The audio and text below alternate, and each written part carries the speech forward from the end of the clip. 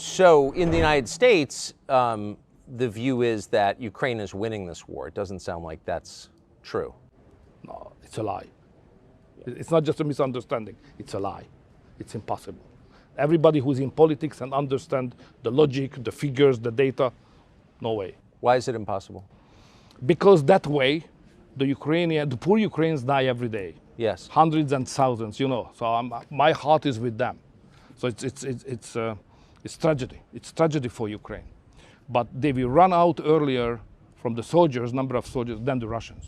What finally will count is boots on the ground. And the Russians are far stronger, far numerous, more numerous There's more than of the Ukrainians. them. Many more. So this strategy, what we are just supporting, is a bad engineering of the strategy. So if the Biden administration has said our goal is to beat Russia, is to effect regime changes, to kill Putin and take him out of power. They misunderstand probably the Russians. To understand the Russians, it's a difficult thing, especially if you have an ocean between you and Russia. So when we speak about politics, I mean Westerners, what is the focus point of our conversation? The focus point is freedom. How to provide more and more freedom to the people. Yes. When you speak on politics in Russia, this is not the number one issue. The number one issue, how to keep together the country, because the country is very big. And there's a privilege of the question how to keep together the country and not freedom. Freedom is just another issue, second, third, whatever. First, keep the country together. And that's generate a different kind of culture and understanding of politics. That's create a kind of military approach like Yes. they have. Always on security, safety, buffer zone, geopolitical approaches. It's not our culture, it's a different approach. It's legitimate to have that because it's their history. But we have to understand that we cannot beat them as we do just now. It's impossible. They will not kill their leader. They will never give it up. They will keep together the country and they will defend it. We finance more, they will invest more. If we send more technical equipment, they will produce more. So don't misunderstand the Russians. So they're not going to get sick of Putin and throw him out. Come on, it's a joke. What would happen if the West succeeded in killing Putin? What would happen to Russia and its nuclear stockpiles? Okay, so that's okay. May I recall one of my experience? Yes.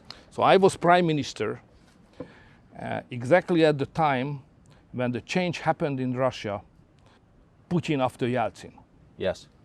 Yeltsin was very weak and getting weaker and weaker. And I do remember the fear of that time here in Hungary and in Europe as well, whether there will be a new leadership or not.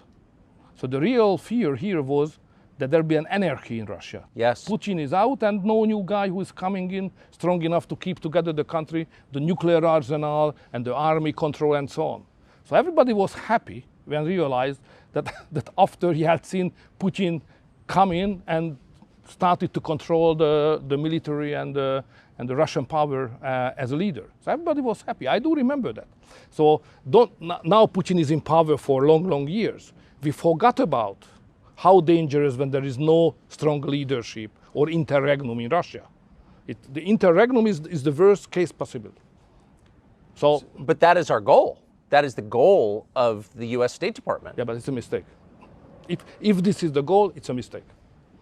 It sounds very dangerous.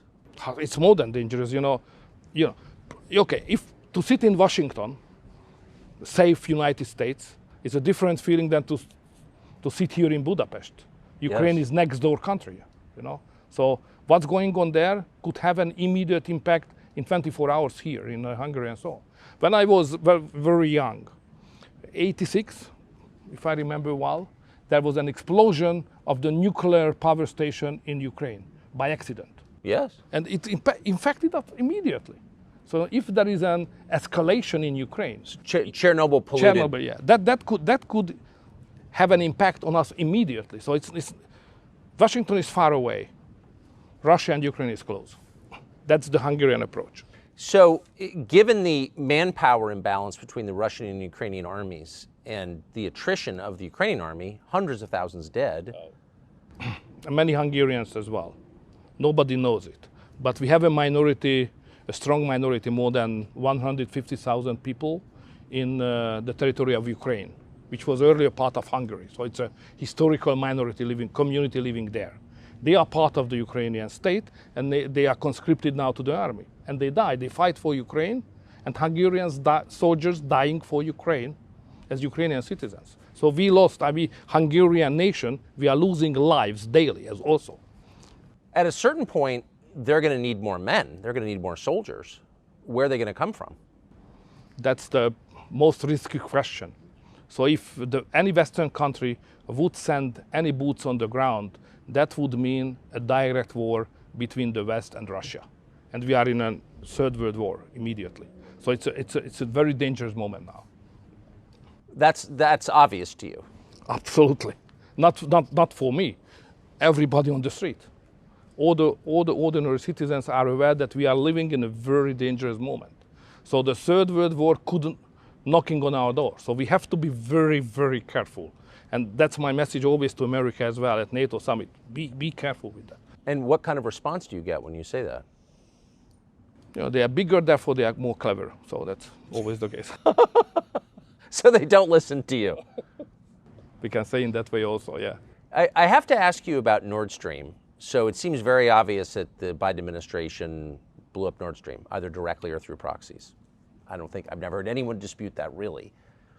How is Western Europe, and Germany in particular, the biggest NATO member in Europe, not saying anything about this? It seemed, that just crushed the German economy. Why don't they say a word about it?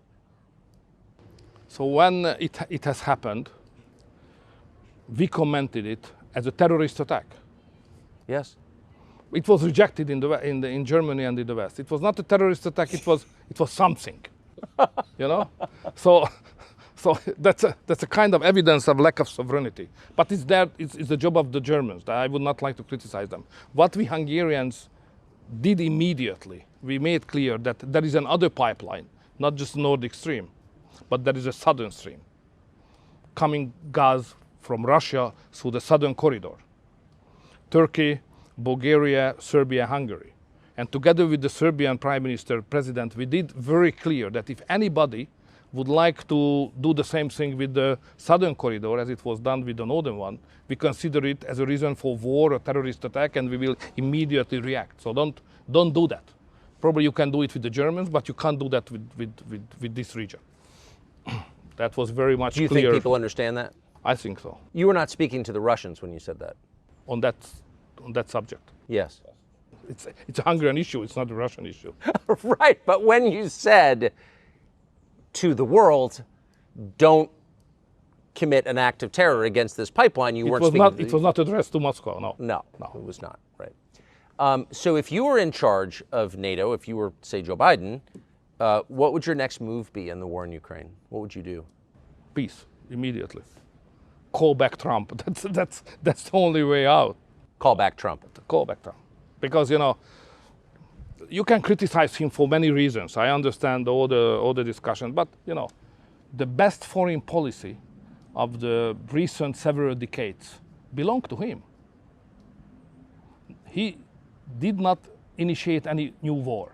Yes. He treated nicely the North Koreans and Russia, even the Chinese, you know. He delivered a policy which was the best one for Middle East, Abraham Accords. Yes. So that was a very good foreign policy. He's criticized that he's not educated enough to understand the world. This is not the case. Facts count, and his foreign policy was the best one for the world in the last several decades I have seen.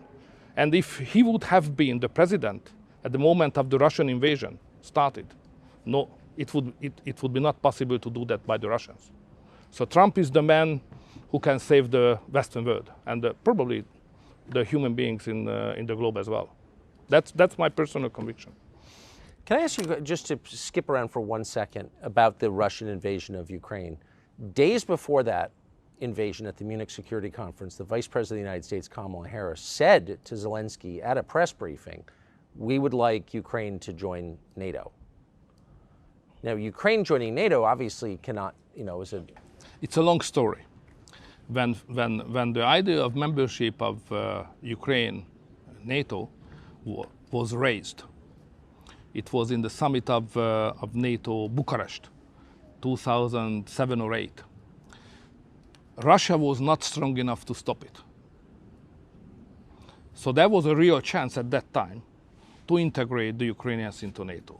But it was rejected. There was no agreement among the big Western countries to do so, so it was postponed. But after 2 or 3 years later, the Russians became stronger and stronger and stronger. And now they are even stronger. So we missed the historical opportunity to do so. And this window of opportunity is not open anymore. So we can't do that. So we can't afford to have that long borderline between Russia and Ukraine, who belongs to NATO. That would mean immediate war danger to all of us, even in Washington. So it's dangerous even for the United States. It's not just dangerous for the region, but even for you, for the families. Because it could provoke a nuclear exchange. So, so it's not a realistic proposal at this moment. So forget about it. We should say just the opposite. We should make a deal with the Russians on the new security architecture to provide security, sovereignty for Ukraine, but not membership in NATO. So why, and that I think your view is shared by many sober people who watch this, so why would the vice president say something like that at a moment when there were Russian troops massed on the Ukrainian border? You know, it's difficult to follow the mindset of a big power like you are. So it's a different approach to everything than the approach of 10 million people of Hungary with the historical experience, knowing the Russians better than you know. You always think that you know better because of the Cold War, but it's not the case. You should. They never occupied Washington. Yeah. You should ask us. How does it work? What is the way of thinking? What is the cultural context? So back to the piece, if you were in charge, or if Trump were to win in 2024, how would you approach that? What would it look like, the settlement? First, you should admit, probably publicly acknowledging, that the key is in your hand. So if United States would like to have a peace, next morning there is a peace. Because it's obvious that the Ukrainians, the poor Ukrainians on their own, they are not competitive in this war. So if there is no money and there is no equipment from the West and especially from the United States, the war is over. Yes. The solution is in your hand. Is in the hand of your president. The present one or the future one. But you will solve it. The United States can do it, nobody else. It's not the solution for the Ukrainians. Of course, it's about Ukrainians. They cannot be neglected. They must be involved. But the real factor is not Ukraine. The real factor is intention of the United States. Yes. So policymakers in the United States have been talking recently about taking Crimea, including the Russian port, away from the Russians. Is that a realistic goal, and what would happen if we tried? It's totally unrealistic. So, no way.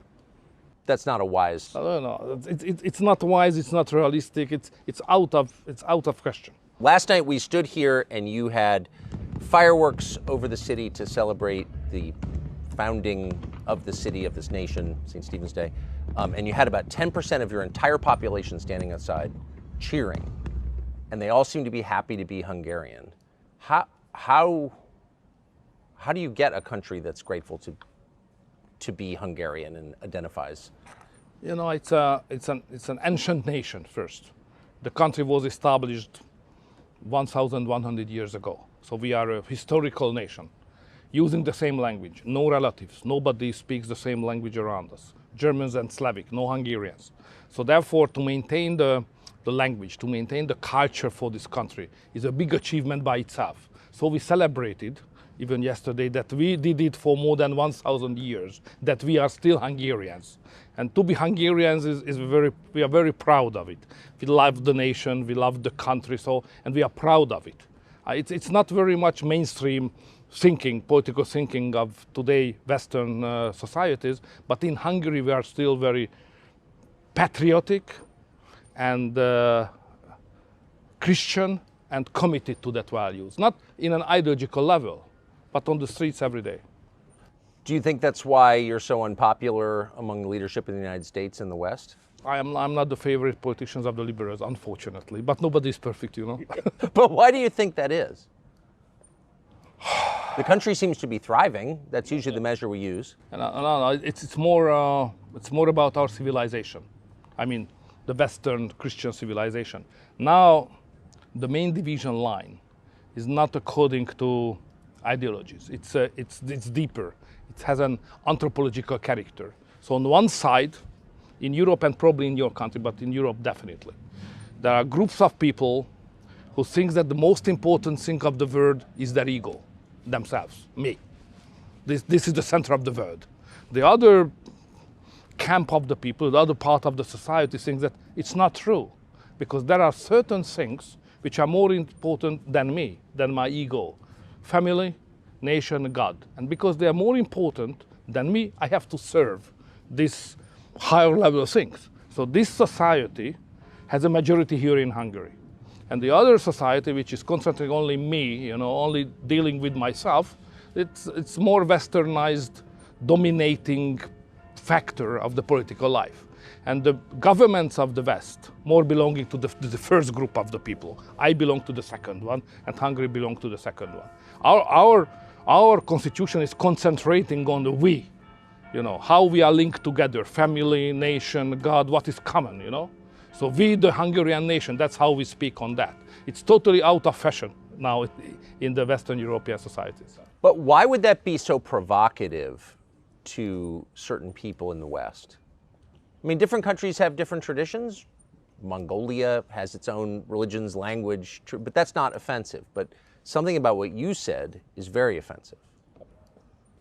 Because in the Western societies, politics very often led by intellectuals. And the intellectuals like to be ideologists, a special approach from the ideological point of view. And you know, ideology is a very difficult thing because it has an exclusivity. So when the liberal says that this is the interpretation of society, it means that this is the only way to interpret the society. If you do differently, you cannot be a good man. So we have another interpretation. We have a Christian and national, more traditional interpretation of human being and society. But they can't accept it because it's different. So we are plural, they are hegemonistic. That's the problem. So the intolerance is baked in. It's part of. It's coming from the ideology. Absolutely, the liberal ideology, basically. Liberal originally meant freedom, but now in Europe, liberal means that you are enemy of the freedom because you are hegemonistic request on society, on values, and the concept of human being as well. So liberals are against freedom. That's how we see them. I've noticed. I mean, I don't live in Hungary. I can't assess it. I can assess your media landscape, which is much freer than ours, much freer, much more diversity. I have to fight every day. In the United States, right. The people who run our country don't. Virtually every media outlet is on their side, reflexively. And yet they describe you in the United States in the media as a fascist. And the Biden administration seems to believe, the State Department anyway. The U.S. is the biggest, most powerful country in the world. Are you worried about being crushed by the United States? It's dangerous, may I say. So we should not neglect the importance of that fact. When the United States administration does not like you or consider you as an enemy or having a backtrack, it's dangerous in international politics, you know. So you are powerful, still #1 power of the world. So if you criticize somebody, we have to be very cautious how to deal with that. And now the Democratic administration does it regularly. So we have to be clear here that this is not the voice of America, it's the voice of the administration of the United States. Not all Americans has the same approach as the government. Like the Republicans, who are far closer on value basis to us. The previous president is friend of Hungary on the value basis, historically and wholeheartedly. So it's a real friend. So don't make a mistake to consider United States equal to the United States administration. Yes. And I think that difference is important because You have competition, a political system based on competition, and hopefully Trump will come back or Republicans will come back, and the relationship will be again very good. But now it's absurd. Can you imagine that United States government deleted the agreement between Hungary and the United States on double taxation, but they still have the agreement between Russia and United States. And that means that American citizens, for those who don't know what this is, American citizens who live and work in Hungary have to pay Hungarian taxes to your government, but also full federal taxes to the United States. But the attitude as such, we are a member of NATO, we are ally to the United States, and we are worse treated than the Russians, you know. What's that about? What is it about? It's what you just said. So it might be helpful to say it out loud. Now, the Biden administration spent U.S. tax dollars to campaign against you in your last election. They didn't succeed. You won, in a fair election. Big money. Big money. I don't think most Americans understand that their tax dollars went to defeat you in Hungary. Yeah, exactly. But that's not, I mean, if you respect democracy, don't you let countries govern themselves? It's definitely against all the principles we confess. Yes, it is. Are you worried about American control over Hungarian debt? Debt? Debt, yeah, debt. I mean, are you worried that the Biden administration could potentially hurt Hungary economically? No. 10 years ago, probably that could have been the case, but today we are strong enough. No. It's not easy. It's far easier to cooperate with the United States government. It's far nicer horizon to have a good relation. But even without that, we can stand and we can survive and we can grow. Even we can grow, not just finance, but we can grow. So in the American media, you have been dismissed as a puppet of Russia, a friend of Putin's. I want to put on the screen a picture of you being arrested by Soviet-backed police as a young man. This country was occupied by the Soviets, by the Russians for 40 years. So given that, are you a bootlicker of Putin? Are you a puppet of Putin? What's your view on Putin? When I have first time met him, come back as prime minister, we said very clearly, don't touch upon history, because the history between Russia and Hungary is rather sad. One of the main heroic attempts of the Hungarian nation to get freedom was launched against the Habsburgs in the middle of the 19th century, crushed by the army of the Tsar of Russia. They helped the Austrians because we were in the winning position. Yes. And the Russians were invited by the Habsburg, and they crushed the freedom fight here in Hungary. That's first. Then they occupied us in the Second World War. And then when we tried to get rid of their yoke, in 1956, they crushed us again. So history is if you ask anybody on the street that any Hungarian leader who is elected freely can be a puppet of Putin or the Russians, they say it's a joke, it's impossible. Because we are a sovereign country, and even to the Russians we deliver many times that we are sovereign. So I don't take seriously that kind of accusation. But of course, I try to have a rational relationship with the Russians, especially on economy and energy. And my personal point is that without involving the Russians into a security architecture of Europe, we cannot provide a safe life to the citizens of Europe. But now everything is going against it, unfortunately. Well, Russia is hardly integrated into the security architecture of Europe. NATO is against, NATO is at war with Russia. What NATO does is rather strange. Because if you look at the official position of NATO as an institution, as an alliance, they're exactly saying what we said. So no involvement, and we should do as much as we can for peace. That's the official position of NATO. But at the same time, NATO says that member states of NATO should do their best to support the Ukrainians. So we should clarify that what's going on, like United States foreign policy to support and finance the Ukrainians, it's not the policy of NATO, it's the policy of United States. That's a big difference. But NATO countries now border over 1,500 miles of Russia. So it seems like the point, if you take a step back, the point of NATO is to provoke a war with Russia. I mean, that's what it seems like. What is the point of NATO? The point of NATO is that we are stronger than the Russians are. That's very important to make clear. Okay, there is the nuclear armament, Yes. which must be balanced, but on conventional weapon context, we, NATO, are far stronger than the Russians are. The Russians are not strong enough even to beat the Ukrainians just now. You know? Yes. So therefore, if somebody is belonging to NATO, member of NATO, it's obvious that we are in a secure position. Russia is not able to threat our security. It's out of question because we are so strong. That's the number one point. The second is that some leaders of NATO, some member state leaders like your president, they had a strategy to crush the Russians somehow. And the strategy was that the Ukrainian soldiers will fight and some member states of NATO will finance this fight by money and by military technical equipments. And this is the way how militarily we can beat the Russians. We Hungarians said very clear at the very first point, this strategy will never work. So this is a bad strategy. And now we have 1.5 years of the war and it's obvious that this is a bad strategy. We have to stop it. We need a new strategy or we should run as soon as we can for peace. Let's ask you one last question about Trump, since you brought him up a couple of times. You were just in an election that I know your staff was worried you might lose. There was an open question. You won pretty sizably, but it was a real election. Oh, it was.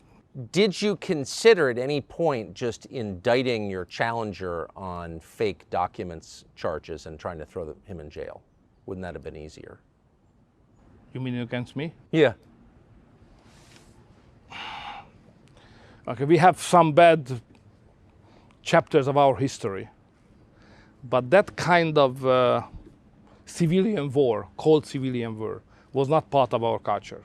So we can beat each other, we can argue against each other, but you know, to do what's going on now in some countries and even in your country, you know, to use the justice system against the political opponents. In Hungary, I think it's impossible to imagine. You know, that was done by the communists. It's a very communist methodology to do that. So in Hungary, we are all aware that we disagree on many things. Ideology, values, vision on the future, even practices of politics. But you know, we belong to the same nation. Okay, we are rivaling, but what is the final sense of this argument and competition? To unite the nation, yeah? To provide a better future. So you can't say that I will kill you or I will send you to the prison, and you know, if you follow that track, no chance to unify the nation. If the nation is not unified, you can't run for big purposes. So competition is okay, but it must be fair, legally perfect. Otherwise, you can sacrifice your country and the future of your country for your personal success, which is not acceptable, at least not in Hungary. Mr. Prime Minister, thank you very much.